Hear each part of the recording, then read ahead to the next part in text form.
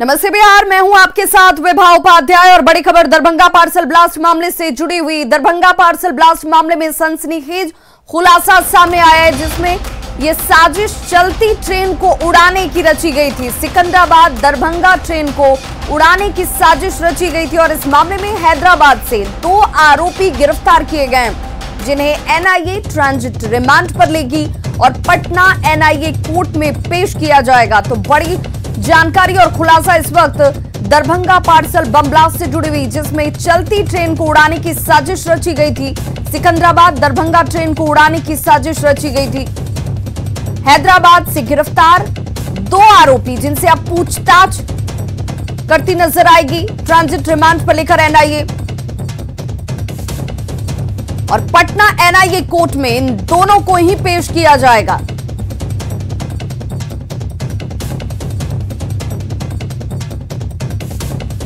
तो 15 जून को जिस पार्सल को बुक किया गया था सिकंदराबाद से, 17 जून को इसमें धमाका होता है और अब इससे जुड़ा हुआ सनसनीखेज खुलासा, जिसमें चलती ट्रेन को उड़ाने की साजिश रची गई थी।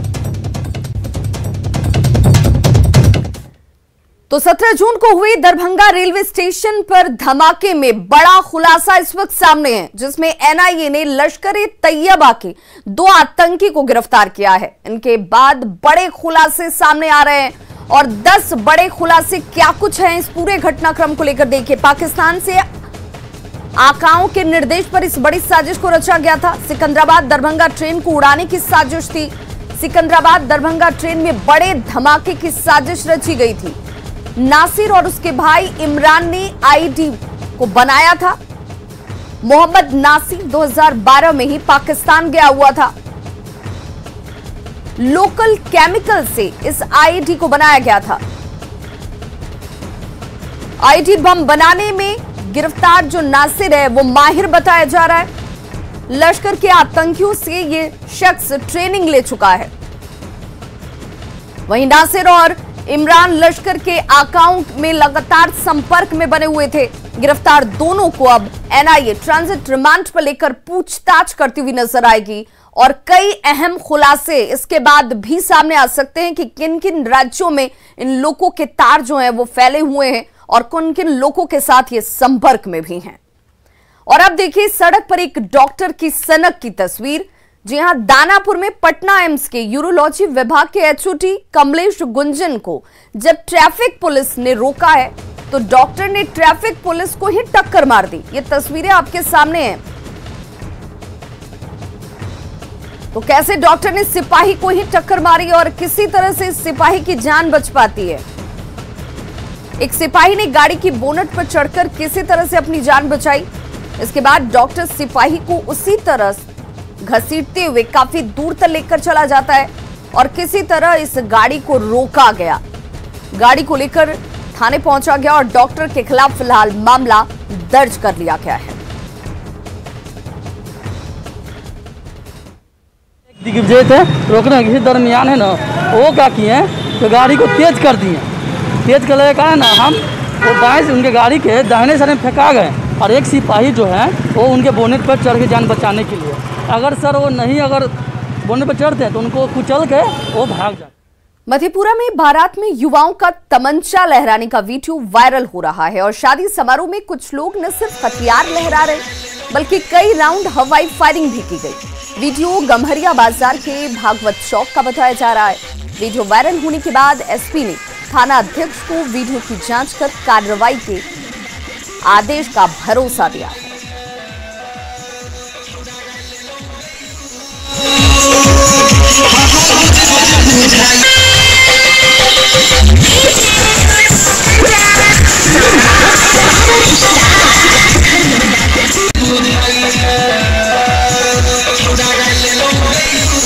खगड़िया में यूनियन बैंक के पास से बाइक चोर ने एक बाइक को उड़ा लिया। बाइक चोर की करतूत सीसीटीवी कैमरे में कैद हो गई। तस्वीर में आपको हम दिखा रहे हैं कि कैसे इस शख्स ने, बाइक चोर जो है, पहले बाइक पर बड़ी आराम से आकर पहले बैठता है जैसे ये बाइक उसी की हो और फिर बाइक के हैंडल को तोड़कर बाइक यहां से उड़ाकर चंपत हो जाता है।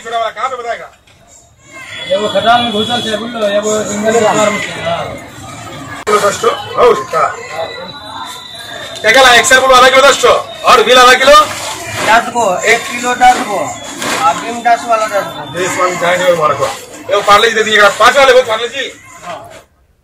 खबर हाजीपुर से, जहां सिविल कोर्ट ने चुनावी रंजिश में पति और पत्नी की हत्या के मामले में 11 दोषियों को उम्र कैद की सजा सुनाई है। साथ ही 20-20 हजार रुपए का अर्थदंड भी लगाया गया है। मामला 2016 का था, जहां चुनावी रंजिश में सूचक दशरथ भगत के बेटी और बहू की गोली मारकर हत्या कर दी गई थी। सिविल कोर्ट के एडीजे दर्ज की अदालत ने सुनवाई करते हुए मुख्य आरोपी सुरेंद्र भगत समेत 11 लोगों को उम्र कैद की सजा सुनाई है। दिघरा गांव अंतर्गत चुनावी रंजिश के कारण इस केस के जो सूचक है इन लोगों ने मुदारा लोग कहा कि आप गुड़िया देवी को पक्ष में वोट किया है, हमको वोट नहीं दिया है। इसी तरह सोची समझी साजिश के तहत सभी मुदालेगण इनके सूचक के दरवाजे पर गए और हरबे हथियार से लैस होकर सूचक के बेटा और पुतोहू को गोली मार दिए। बांका में कनीय अभियंता से मारपीट और जाति सूचक गाली देने के आरोप में पुलिस ने भागलपुर सेंट्रल कोऑपरेटिव बैंक के चेयरमैन को गिरफ्तार कर लिया है। मामला पिछले शुक्रवार का है। बैंक परिसर में बने सहकार भवन के निरीक्षण में अनियमितता को लेकर चेयरमैन देवेंद्र प्रसाद सिंह की अभियंता से बहस हो गई थी, जिसके बाद अभियंता ने चेयरमैन के ऊपर जूते से पीटने और जाति सूचक गाली देने का आरोप लगाया, लेकिन चेयरमैन ने मारपीट और गाली गलौज की घटना से इनकार कर दिया है। मारपीट भी हुआ था? नहीं, मारपीट केस अब आपके ऊपर मारपीट का किया है? मारपीट घटिया काम सस्पेंड करवा देंगे, केस किया है। इसी जमाए के सब अध्यक्ष को बुलाने तो हम लोग आपस में बैठ के हम लोग का यह मसला सरकार भवन बन रहा है, यहाँ सब जनता का काम होगा, ये ऑफिस में सबका काम होगा।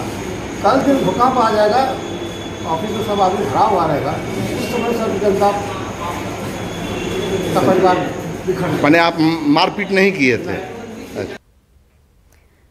कोरोना की वजह से बढ़ाए गए पंचायत चुनाव को लेकर सरगर्मी अब बढ़ गई है। एक बार फिर से राज्य निर्वाचन आयोग में गतिविधियां बढ़ी हुई हैं। आयोग ने सभी जिलों को यह निर्देश जारी किया है, जिसमें वर्तमान मुखिया के घर से कम 100 मीटर की दूरी पर मतदान बूथ बनाने के निर्देश सामने हैं। पुराने और जर्जर भवनों से बूथ बदलकर नए बने भवनों में ट्रांसफर करने को कहा गया है। साथ ही सभी जिलों से 5 जुलाई तक मतदान फेज के लिए चॉइस पूछी गई है। चुनाव को लेकर जिलों में ईवीएम मंगाने की तैयारी भी शुरू हो चुकी है। राज्य निर्वाचन आयोग के निर्देश पर सभी जिलों में आवंटित किए गए ईवीएम को विभिन्न राज्यों से मंगाने के लिए पदाधिकारियों को नामित किया गया है, ताकि समय पर ईवीएम बिहार पहुंच जाए। दूसरे राज्यों से कुल 2,08,024 बैलेट यूनिट और 1,88,376 कंट्रोल यूनिट बिहार लाए जाएंगे। हम लोग अक्टूबर तक उसको समापन के लिए हम लोग उसी हिसाब से तैयारी कर रहे हैं और संबंधित सभी जिलों से जो है इस संबंध में कार्यक्रम और विस्तृत जो है उसे मतलब आवश्यक मार्गदर्शन के ही सुझाव जो है सभी जिलों से प्राप्त कर रहे हैं। बिहार पंचायत चुनाव को लेकर के सरगर्मी तेज है और लगभग 10 चरणों में होने वाले पंचायत चुनाव को लेकर राज्य निर्वाचन आयोग ने बड़ा फैसला लिया है। राज्य निर्वाचन आयोग ने फैसला लिया है कि आने वाले दिनों में जो चुनाव होंगे उसमें जो बूथ बनाए जाएंगे वो बूथ यहाँ पे जो वर्तमान मुखिया हैं उसके 100 मीटर के दूरी के बाद ही बनाए जा सकते हैं। निर्णय यह भी लिया गया है कि 5 जुलाई तक तमाम जिलों को यह निर्देश दिया गया है कि वो अपने जिला के अंतर्गत कोई भी पंचायत के चुनाव किस फेज में चाहते हैं वो जानकारी 5 जुलाई तक राज्य निर्वाचन आयोग को दे। 25 जुलाई तक तमाम जो ईवीएम मशीनें हैं वो मंगाई जाएंगी और मंगा करके उसमें जो भी खराबियां हैं उसे ठीक कर लिया जाए और उसका वजन करा लिया जाए और तमाम जो दुविधाएं हैं उसे खत्म किया जाए। पटना से रवि एस नारायण की रिपोर्ट। बिहार में कई विभागों में बड़े पैमाने पर अधिकारियों के तबादले कर दिए गए हैं। ग्रामीण विकास विभाग ने 240 बीटीओ का ट्रांसफर किया है, तो राजस्व एवं भूमि सुधार विभाग ने 17 डीसीएलआर और 183 सीओ यानी कि अंचला अधिकारियों का तबादला कर दिया है। परिवहन विभाग में 14 एमवीआई का ट्रांसफर किया गया है, तो शिक्षा विभाग में बड़े पैमाने पर फेरबदल हुआ है। डीईओ और डीपीओ को यहां से वहां कर दिया गया है और इसके अलावा निबंधन विभाग में भी 14 अफसरों का तबादला हुआ है। इसके पहले कल कृषि विभाग की अगर बात करें तो 155 अधिकारियों का ट्रांसफर किया गया था।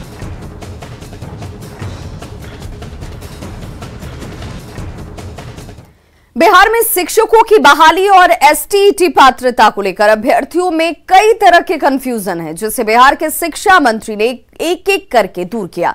शिक्षा मंत्री ने अभ्यर्थियों के तमाम तरह के कंफ्यूजन को दूर किया, साथ ही ये बड़ा ऐलान भी किया कि 2011 के अभ्यर्थी भी अब बहाली की प्रक्रिया में शामिल हो सकेंगे।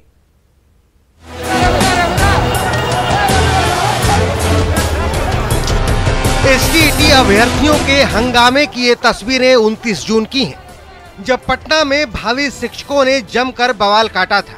मजबूरन पुलिस को लाठियों का सहारा लेना पड़ा था। एसटीईटी पास ये वो अभ्यर्थी हैं जो मेरिट लिस्ट और पात्रता लिस्ट को लेकर कंफ्यूजन में हैं, या फिर वो किसी बहकावे में बवाल काट रहे हैं। जैसा कि कल शिक्षा मंत्री ने साफ तौर पर कहा था, आज न्यूज 18 के जरिए बिहार के शिक्षा मंत्री विजय चौधरी ने एसटीईटी अभ्यर्थियों के तमाम कंफ्यूजन को एक एक कर दूर किया। पात्रता परीक्षा के मेरिट लिस्ट से नियुक्तियां नहीं होती हैं। नियुक्ति के लिए मेरिट लिस्ट जो अलग अलग नियोजन इकाई है, वहाँ जब विज्ञापन निकाल के रिक्तियां प्रकाशित की जाएंगी, जो अभ्यर्थी इसमें पास किए हैं, उत्तीर्ण किए हैं या क्वालिफाई किए हैं, ये लोग उसमें आवेदन करेंगे इकाईवार, और फिर उस इकाई द्वारा जितने भी अभ्यर्थी एक इकाई विशेष में आवेदन करेंगे, उनके मेरिट और मार्क्स के आधार पर मेरिट लिस्ट वहां बनाएगी इकाईवार। दरअसल सरकार ने 3 दिन पहले ही बड़ा फैसला लेते हुए सभी एसटीईटी अभ्यर्थियों को 7वें चरण की बहाली प्रक्रिया में शामिल करने का फैसला किया था। शिक्षक पात्रता परीक्षा यानी एसटीईटी की वैलिडिटी को भी लाइफ टाइम कर दिया था, जिसका मतलब ये है कि जो अभ्यर्थी एक बार टीचर होने के पात्र बन गए, उनकी पात्रता तय सीमा तक वैलिड रहेगी। यही नहीं, सरकार ने 2011 में पास अभ्यर्थियों को भी आगे की बहाली में शामिल करने का फैसला लिया। वो इंतजार अब छोड़ चुके थे, वो निराश हो चुके थे, और ये हम लोगों की सरकार ने फैसला लेकर उनको फिर से मौका देने की व्यवस्था की है।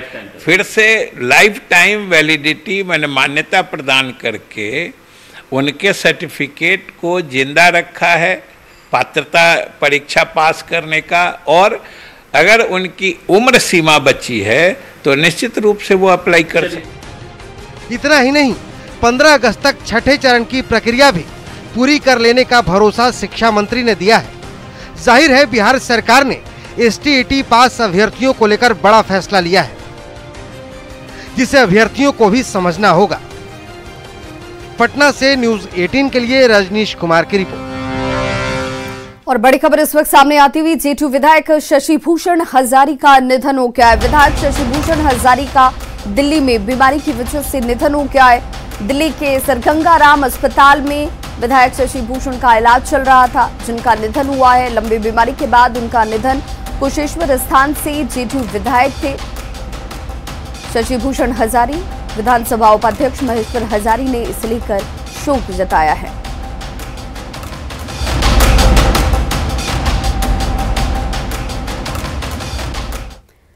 और बिहार सरकार ने रात 9 बजे से लेकर सुबह 5 बजे तक राज्य में नाइट कर्फ्यू लगाया है, लेकिन राजधानी पटना में ही इसका पालन कैसे हो रहा है, इन तस्वीरों को देख के आप समझ सकते हैं। गुरुवार रात 10 बजे पटना के डाक बंगला चौराहे की जो तस्वीर कैमरे में कैद हुई, वो हैरान करने वाली थी।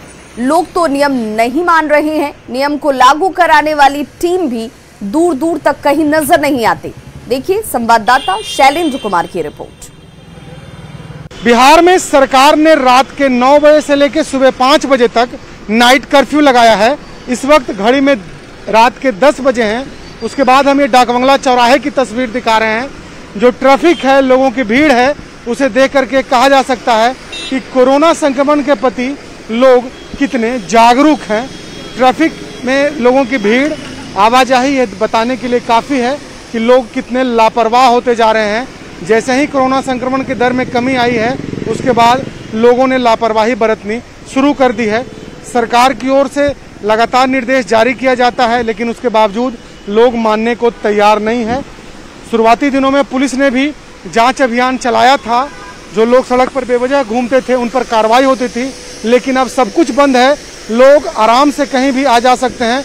और बिहार में फिलहाल पटना में कहा जा सकता है कि नाइट कर्फ्यू जैसा कुछ दिखाई नहीं दे रहा है। लोग लापरवाह होते जा रहे हैं और ऐसी स्थिति में यह कहा जा सकता है कि यदि हमें कोरोना से लड़ना है तो हमें खुद इसके लिए पहल करनी होगी और जो गाइडलाइन बनाए गए हैं सरकार के द्वारा उसे फॉलो भी करना होगा।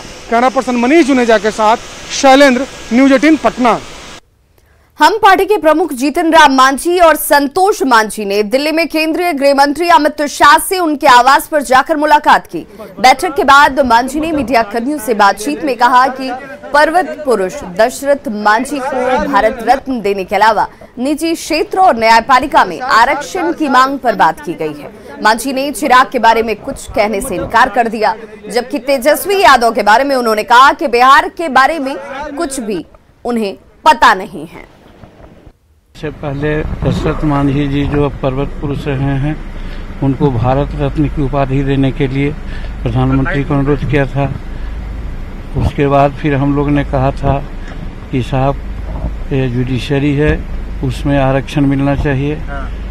तीसरी बात कहा था कि निजी क्षेत्रों का विस्तार हो रहा है, आउटसोर्सिंग हो रही है, लेकिन वहाँ पर आरक्षण नहीं है।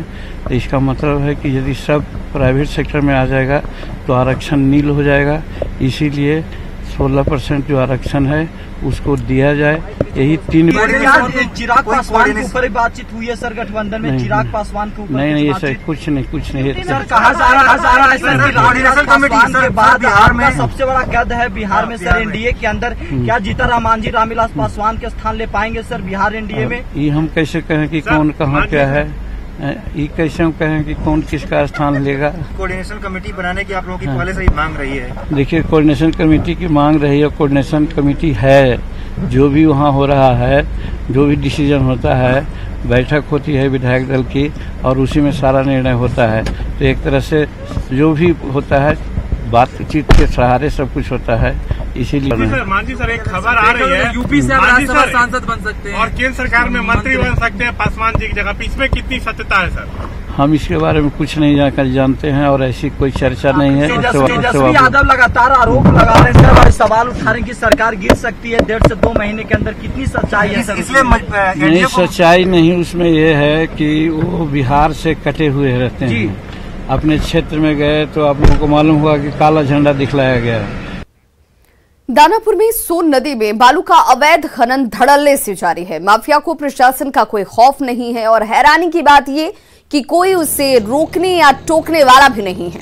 गंगा के रास्ते हजारों नाव से बालू को लेकर माफिया आपको दिन के उजाले में जाते भी नजर आ जाएंगे। देखिए संवाददाता अमरजीत शर्मा की रिपोर्ट। सोन नदी का बालू इसी गंगा के रास्ते आना जाना होता है और सुबह का मौका जब होता है तो ये गंगा आप देख लीजिए, इससे हजारों नाव गुजरता है। खास करके जो है अवैध बालू खनन को लेकर के, जो सोन नदी का अवैध बालू खनन, ये बड़े बड़े नाव जो देखे जा रहे हैं, ये बड़े बड़े नाव जो है वही बालू खनन को लेकर के जो है अभी फिर से जो है जाना शुरू हुआ है। और जो सुबह का समय होता है तब ये पूरा भरा हुआ रहता है। यहाँ पे कुछ नाविक हैं, उनसे भी जान लेते हैं। कितनी नावें नजर आती हैं गंगा में? रोज के 1000 नाव जाता है। रोज का 1000 नाव जाता है। रोज 1000 नाव जाता है। क्या लाद के जाता है? बालू। क्या अवैध रहता है क्या? हाँ लोड रहते हैं, पूरा अवैध बालू रहता है। तो क्या उसको रोकता नहीं है कोई? कोई नहीं रोकता। अवैध बालू जो खनन करके जो सोन नदी का जो देख सकते हैं हजारों नाव जो है जिस तरह से नजर आते हैं, सुबह सुबह के टाइम में वो नज़ारा हर वक्त गंगा में और सोन में नज़र आता है। यही वो जो बालू का नाव है, बड़ा नाव जो देख रहे हैं, यही बालू है जो लाद कर ले जाते, यही नाव जो है बालू लाद कर ले जाता है। इसी पर जो लोग होते हैं, अवैध बालू का जो है कारोबार इसी नाव के सहारे होता है और पूरा गंगा के सहारे आना जाना होता है। और काफ़ी जो है संख्या में नाव होती है, हज़ारों नाव होता है और वो नाव जो है सारे अवैध होते हैं। न प्रशासन रोकती है न टोकती है और बददस्तूर जो है ये अवैध कारोबार जो है जारी है। यहाँ पर जो नाव है वो आना जाना लगातार जारी रहता है। कोई रोकने वाला प्रशासन, कोई टोकने वाला नहीं होता है, क्योंकि जो है लंबी दूरी तय करके यहाँ से सोनपुर जाता है। सोनपुर जो मनेर बिहटा थाना होते हुए मनेर थाना गुजरता है, फिर दाना शाहपुर थाना गुजरता है, दानापुर दिग्घा सारे थाना गुजर कर जो है सोनपुर को जाता है, लेकिन कोई प्रशासन और पुलिस इसे टोकने तक नहीं जाती है। दानापुर से न्यूज़ 18 के लिए अमरजीत शर्मा। इधर भोजपुर में बालू माफियाओं पर शिकंजा कसना शुरू हो गया है। पुलिस और खनन विभाग की टीम ने अवैध बालू का खनन कर रहे 30 लोगों को गिरफ्तार किया। कोइलवर पुल के पास सोन नदी में 6 ओवरलोडेड बालू से लदी नाव को जब्त किया गया।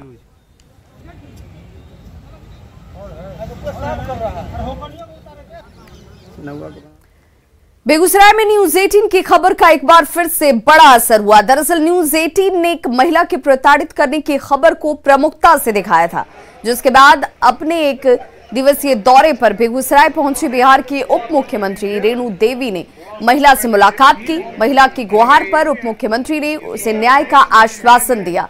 सिंघौल थाना क्षेत्र के पचंबा की रहने वाली रीना कुमारी ने अपने पति पर ही मारपीट करने और दोस्तों के साथ मिलकर प्रताड़ित करने का आरोप लगाया था।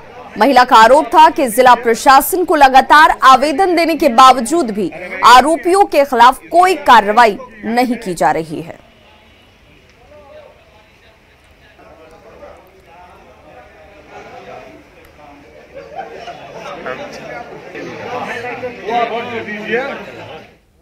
शुक्रिया अदा करना चाहते हैं कि उन्होंने हमारे न्यूज को दिखाया हर जगह और उसके बाद मुझे एक्शन लिया गया है और मुझे मुझे न्याय मिल जाना चाहिए। मैं मुख्यमंत्री से मिलने आई थी, उन्होंने आश्वासन दिया है कि तुम्हें न्याय मिले। तो डिप्टी सीएम से मुलाकात के बाद महिला को अब भरोसा है कि उसे इंसाफ मिलेगा। साथ ही महिला ने न्यूज 18 को इसे लेकर धन्यवाद भी दिया। अगली खबर बेतिया से, जहां लगातार हो रही बारिश की वजह से नदियां उफान पर हैं और इस वजह से मझौलिया प्रखंड क्षेत्र में बाढ़ ने कहर बरपा रखा है। ये क्षेत्र डिप्टी सीएम रेणु देवी का गृह क्षेत्र भी है, जहां बाढ़ से प्रभावित लोग पिछले 15 जून से बगीचे में टेंट बनाकर रहने को मजबूर है। ये देखिए तस्वीर उस इलाके की।